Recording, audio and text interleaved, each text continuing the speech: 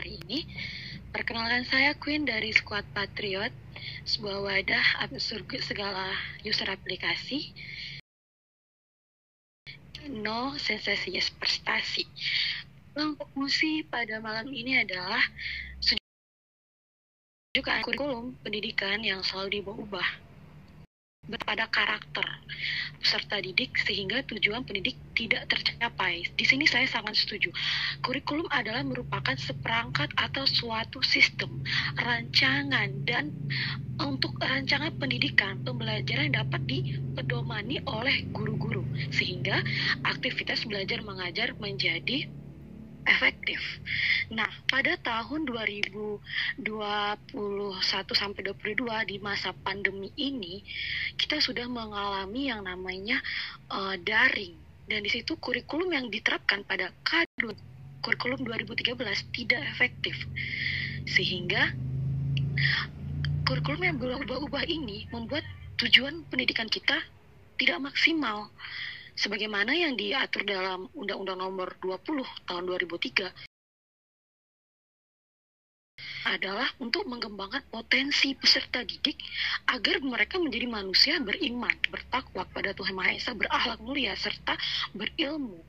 Namun dengan kebijakan-kebijakan kurikulum yang selalu dirubah-ubah ini, membuat peserta didik menjadi ambigu dengan bagaimana kami ingin belajar, sedangkan pedoman atau rancangan pendidikan yang diberikan oleh pemerintah saja itu tidak pasti. Dan sekarang lagi belum selesai masa era pandemi, kurikulum sudah diubah lagi menjadi kurikulum merdeka oleh Menteri kita, Menteri Nadiem Makarim, Kementerian Pendidikan dan Kebudayaan Riset dan Teknologi. Di sini mereka sedang merancang kembali kurikulum Merdeka Belajar yang diterapkan pada tahun ajaran baru 2022-2023. Bagaimana kita sebagai setelah lama pandemi sebelum beradaptasi dengan lingkungan mendapatkan lagi kurikulum yang baru, ini merupakan ketidakmaksimalan secara peserta atau anak didik kita di sekolah saat ini yang mereka sedang beradaptasi dengan pembelajaran yang daring secara online. Sekarang mereka sudah mulai beradaptasi dengan belajar secara langsung, tetapi disuguhi lagi dengan kurikulum yang baru. Nah, di sini saya memang sangat tidak setuju jika kurikulum yang baru saja diterapkan oleh pemerintah kita pada saat anak sekolah baru memulai belajar setelah fase pandemi itu. Assalamualaikum warahmatullahi wabarakatuh. Shalom, Om Swastiastu, nama budaya dan salam kebajikan. Oke, terima kasih sebelumnya untuk Dewan Juri dan para panitia yang sudah mengadakan event, dan terima kasih untuk kesempatan yang diberikan kepada saya untuk membaca dengan musi. Setujukah Anda bahwasanya kebijakan kurikulum pendidikan yang selalu berubah-ubah berdampak pada pendidikan karakter peserta didik sehingga tujuan pendidikan tidak tercapai dengan maksimal? Oke, saya di sini sebagai pihak kontra, yang dimana saya sangat tidak setuju dimana kalau dikatakan kurikulum yang berubah-berubah itu berdampak bagi para peserta didik sendiri, yang dimana kurikulum yang berubah-ubah itu membuat atau menciptakan siswa untuk lebih berkreativitas lagi, berkreasi lagi, dan lebih menguasai sistem-sistem kurikulum yang sedang berjalan yang diterapkan di Indonesia. Sedangkan maksud dari pemerintah yang melakukan perubahan-perubahan kurikulum itu untuk melatih para siswa atau peserta didik untuk lebih mengembangkan kemampuan yang mereka miliki, untuk lebih menggali perubahan-perubahan kurikulum itu tidak semerta-merta diubah berdasarkan keinginan pemikiran sendiri, tapi berdasarkan asas kehidupan yang terjadi. Apa mengapa sampai diubah kurikulum itu agar para peserta didik semakin mengikuti era yang berlaku. Contoh seperti kita tunjukkan kurikulum dari kurikulum 2002 dari 99 sampai yang terakhir 2013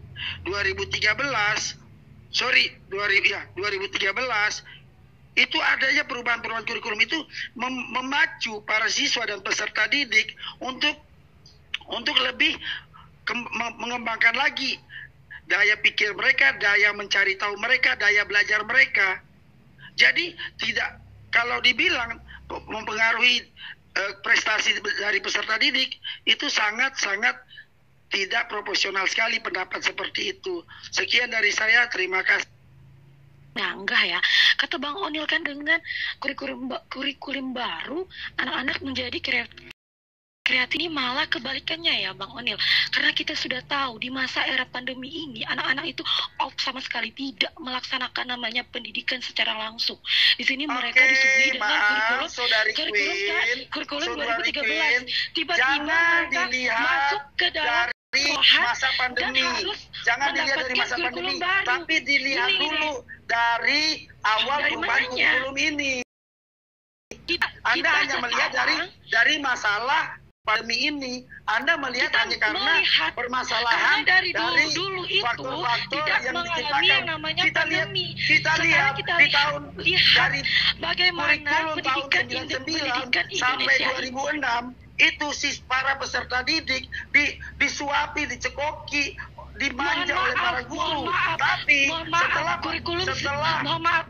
kurikulum 1999 itu tidak ada. Saya sangka Anda tidak mengetahui tentang kurikulum di Indonesia. 10 kali kurikulum di Indonesia itu tidak ada kurikulum 1999. Kurikulum itu terjadi 10 kali perubahan. Ya, Anda baca dulu 1947, 1950 sampai akhirnya kurikulum 2013. Anda tidak mengetahui kurikulum di Indonesia. Anda salah. Kurikulum tidak ada. 1999 tidak ada perubahan kurikulum. Anda salah dan Anda perubahan kurikulum telah terjadi dalam 2013 kali perubahan kurikulum 1994 dan Anda salah lagi. Kurikulum di Indonesia terjadi 10 kali. 13 kali. Oh maaf, saya garis bawahi kurikulum terjadi dalam 13 kali. Tentang pendidikan di Indonesia 10 kali kurikulum dan ini adalah 11 kali kurikulum berubah. Ini kurikulum terakhir, kurikulum merdeka yang diterbitkan oleh Menteri Kemendikbudristek Nadiem Makarim pada tahun 2022 untuk ajaran 2022-2023 pada tahun Februari 2022. Ya, saya adalah pemerhati pendidikan, maka Anda salah berat. Jangan hanya Anda jangan berkata mencari tahu melihat. Di sini sudah saya jelaskan. Menteri Pendidikan itu cuma satu ya, Bung. Tidak ada menteri yang lain. Anda mengambil data dari mana? Anda hanya melihat Kementerian Pendidikan, ya. Pendidikan itu di bawah. Dengarkan saya. Pendidikan itu di bawah Kementerian Pendidikan Kebudayaan. Dinas Pendidikan harus mengikuti yang namanya Kementerian Pendidikan. Anda tidak bisa membuat kurikulum sendiri.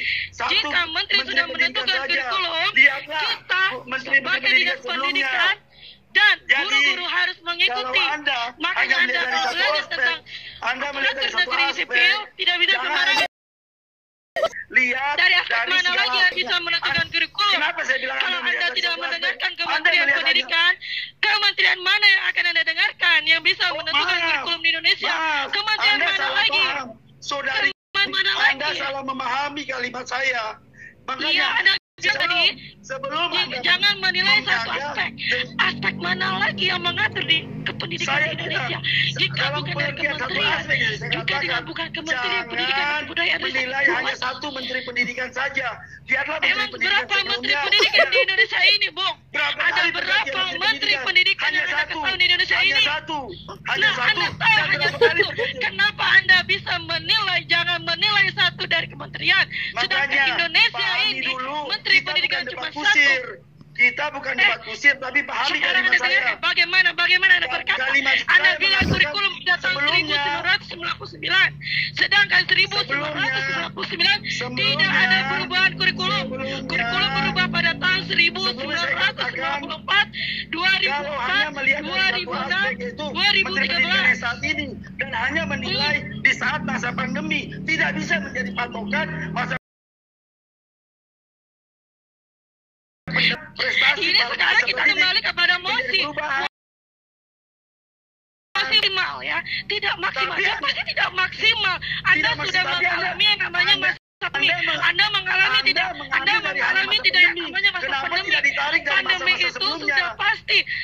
Ini sekarang mosi yang sekarang, bukan mosi yang ada diberikan pada tahun 1999. Anda sekarang sedang membahas kurikulum yang sekarang. Menarik keseluruhan. Jangan hanya menarik, saya bilang. Jangan hanya menarik pada tahun 2022. Ajaran Anda menarik hanya di masa pandemi yang tidak bisa menjadi patokan. Anda sekarang sedang